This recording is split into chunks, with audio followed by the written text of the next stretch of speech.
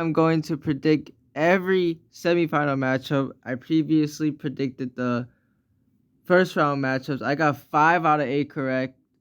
I got OKC, Warriors, Cleveland, Knicks, and Boston. I got wrong Milwaukee Bucks. I picked them in 7 because Lillard was coming back, but then Lillard got injured. I also picked the Clippers to win in 7. However, it was the Nuggets, and I picked the Lakers to win, but Timberwolves destroyed them. That was a great series. But now it is the semifinals, and I'm going to predict 4 matchups. We got OKC and Denver first. So this is going to be a tough series because Denver and OKC have the top 2 MVP candidates, Jokic and Shea. Both have pretty solid starting fives. However, I'm picking OKC because their defense is insane. They can have Isaiah Hartenstein or Chet Holmgren or just anyone guard Jokic, have great guard defenders like Caruso, Cason Wallace, and Lou Dort to guard not to guard Jamal Murray, and then it's gonna be tough to score on OKC. And the Nuggets on the other side, their offense has been insane. With Jokic, it's super hard to stop him no matter who you put on him. Ivica Zubac on the Clippers did a solid job, but Jokic still did really good in that series. Jamal Murray, I mean, he does elevate in the playoffs, and the Nuggets have shot really well from 3 in the first round. Aaron Gordon shot well, Michael Porter Jr. shot well, and even Russell Westbrook shot well from 3. They're all shooting over 40% from 3. So it's going to be tough to guard the Nuggets, but OKC with having more depth, especially like once Jokic is gone, they have like DeAndre Jordan or Aaron Gordon at center. It's going to be really hard for them to defend like Chet or even Isaiah Hartenstein with his floaters. And then also OKC just have more depth in general. Like their bench is much deeper than the Nuggets. The Nuggets' only solid player off the bench is Russell Westbrook and Peyton Watson. They don't have much else after that. I mean, like they have like Julian Strawder and like DeAndre Jordan. It gets kind of thin down there for the Nuggets once you go down to like your 8th man. But it is the opposite for the OKC Thunder. They have like Isaiah Joe, Aaron Wiggins, Alex Caruso, ton of other great players off the bench. So I'm picking Thunder in 6. I feel like Jokic is still gonna lead the Nuggets to get a few wins, but I think at the end the Thunder will win with their MVP and boasting the best record in the league this season. Now let's go to the next matchup. We have the Wolves versus Warriors. This is a really tough matchup to decide. I mean, the Warriors did not look that good the last few games before they won in Game 7, but the Warriors have 2 of the best players in the league, playoff-wise. Jimmy Butler, always a playoff riser, and he did solid in that Rockets series. And then Stephen Curry, he is pretty solid in the playoffs, but you saw with the Rockets defense on Steph, the Timberwolves also kind of have that same personnel. Like Amin Thompson, they have Nickeil Alexander-Walker or Jaden McDaniels. It's going to be tough for Steph to shoot threes. It's going to be tough for Steph to score. Anthony Edwards also might want to get that assignment, as you saw him with his physicality versus LeBron James, not fearing LeBron. He is probably going to do the same with Steph. I feel like the best X factor is for Jimmy Butler to go up and rise up over Steph, because they're going to guard Steph really hard. Going to leave a little bit more focus less focus on Jimmy Butler. I mean, so I feel like Jimmy has to do good. The role players have to do good. But I'm picking Wolves in 7. I don't know who will guard Anthony Edwards, and I mean, Warriors don't really have any centers to guard. Like, let's say Naz Reid is coming in off the bench. I feel like the Warriors lack depth as much as the Timberwolves. Dante DiVincenzo, Nickeil Alexander-Walker, and Naz Reid coming off the bench. It's a great bench for the Minnesota Timberwolves. Now, the Warriors do have the upper edge is that they have better second star, Jimmy Butler, compared to Julius Randle, who was really good in the first round. He is gonna be tough to guard, but I feel like the Warriors will be able to stop him with Draymond Green or something. And then Rudy Gobert, he did really good in that one game versus the Lakers, but like the Warriors did pretty solid defense on Alperen Şengün. Rudy is much worse on like offense, so it's not gonna be much of a challenge for the Warriors to guard him.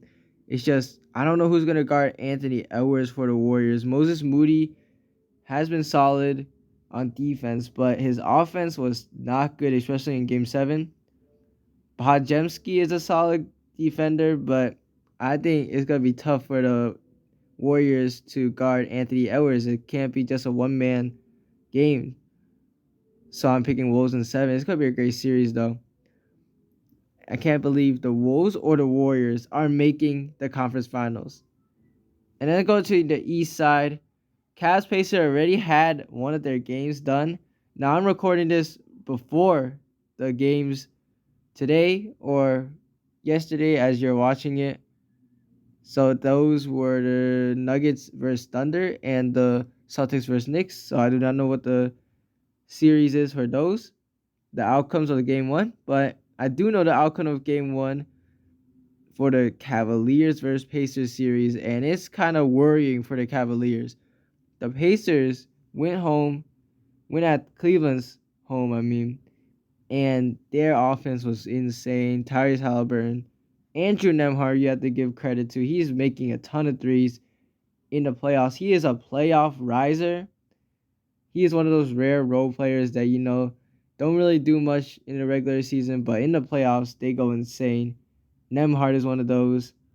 Halliburton, Miles Turner, Siakam, they all had a great offense. Had 6 players over double figures, I believe. For the Cavs, they just did not have much shot creation. Donovan Mitchell and Ty Jerome shot more than half of their whole shots, which is kind of crazy. And they didn't shoot that well. Donovan had a pretty good game. He scored like 31, I believe, but he just took a lot of shots.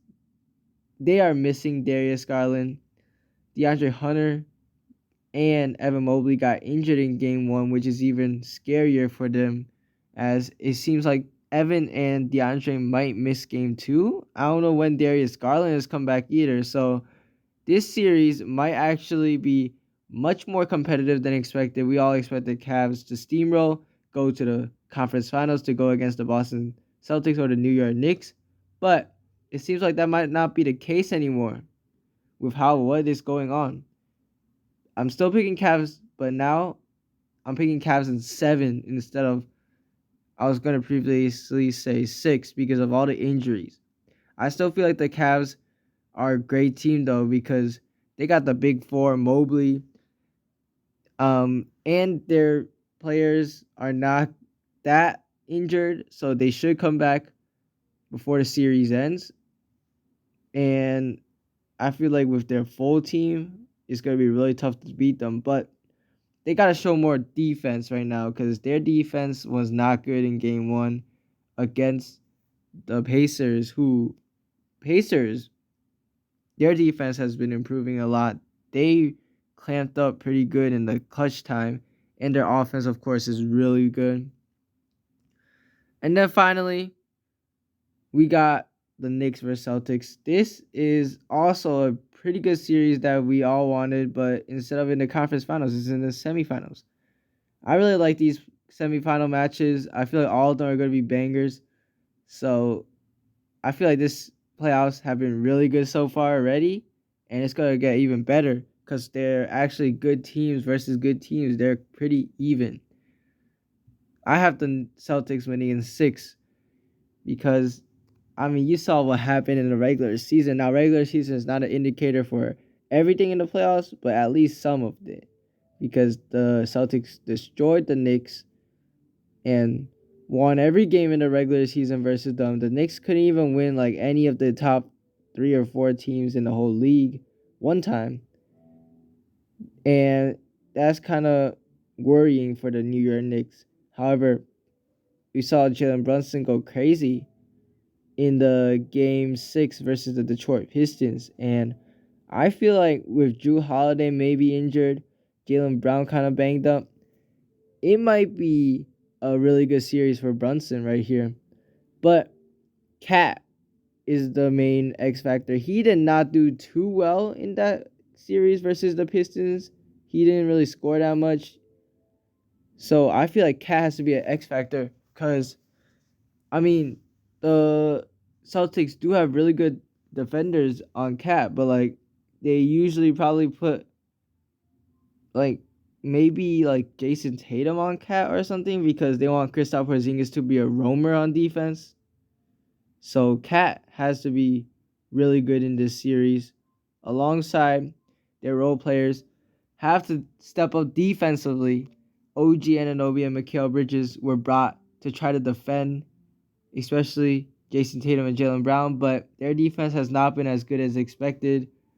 I feel like Mikal Bridges and OG Anunoby's defense has kind of fallen off a little, but they have to still do well on the defensive side because Boston's offense is insane. They just shoot threes and they make them.